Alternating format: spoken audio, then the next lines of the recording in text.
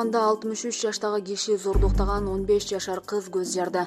Ош облустук милициясы Арабан районунда зордукталган 15 жаштагы өспүрүм кыз 15 майда көз жарганын билдирди. Облустук ички иштер башкармалыгынын маалыматына ылайык, тергөөдө өспүрүмдү 63 жаштагы кошунасы зордуктаган аныкталган. Окуя 2020 жылдын 20 августунда Чегабад айыл аймагындагы эгин талаада болгон.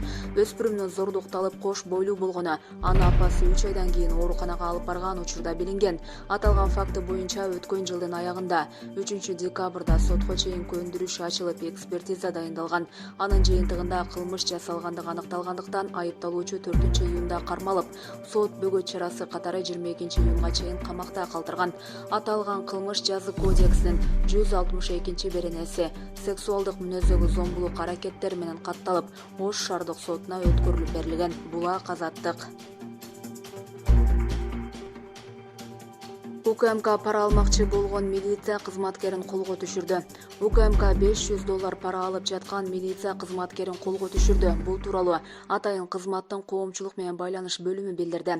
Ыкчам тергөө иш-чараларынын жыйынтыгында 9 июнда өзүнүн кызматтык бөлмөсүнөн пара алып жаткан жеринен УЭК аттуу милициянын полковниги кармалган. Шектүү жазык процесстик кодексинин 98 беренеси негизинде УКМКнын кармоочу жайына киргизилди. Атайын кызмат менен милиция ички иштер органдарындагы коррупцияны аныктоо, бөгөт коюу боюнча биргелешип жүргүзгөн иштин натыйжасында ИИМдин тергөө кызматынын тергөөчүсү кылмыш ишине катыштыгы бар адамга карата жазык куугунтугун токтотуу үчүн ири өлчөмдө пара талап кылганын аныктаган. Бул факты УКМКнын башкы тергөө башкармалыгы тарабынан кылмыш жаза кодексинин 326 беренеси боюнча сотко чейин көндүрүшкө алынды. Булак Спутник KG. Тажикстан тарап аткалаган максаттагы мектепте калууна келтирип жатышат. Чек ара чатагынан улам Тажикстан тараптын куралдуу кол салуусунда аткылоого алынган Лелек районунун Максат айылындагы мектепте калууна келтирүү иштери жүрүп жатат. Бул туурасында архитектура, курулуш жана турак жай коммуналдык чарба боюнча мамлекеттик агенттиктин маалымат кызматынан кабарлашты. Бүгүнкү күндө аталган билим жайынын жарактан чыгып талкаланып калган бөлүктөрү алып салынса, кээ бир жерлеринде бул иштер уланууда. Биринчи кабатта дубалдын ички беттери шубалып, пол төшөлүүдө, экинчи кабатынын дубалдарынын иш жагы толугу менен жасалып бүткөн. Калууна келтирүү иштери мектепте 2021 жылдын 18 майында башталган. Билим уясын толугу менен оңдоп чыгууга республикалык бюджеттен 15 миллион сом каралган. Оңдоп түзөө иштерин быйылкы жылдын 10 августуна чейин бүткөрүү пландалган. Булак Спутник KG.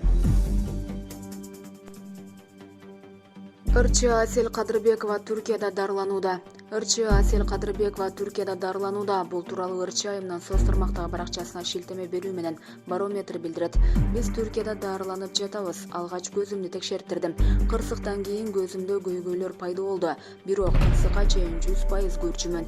Биз невропатологияга да барабыз. Жыйынтыкты доктур анализдер менен таанышкандан кийин айтат. Бир нече күндүн ичинде дарыгерлердин дагы бир нече текшерүүсү болот.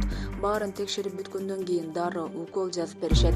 Жалпысынан алганда дарылоо, канча акча кетти, кантип бардым жана башка көптөгөн суроолор келип жатат. Кааласаңыздар, мен ал жөнүндө пост жазам.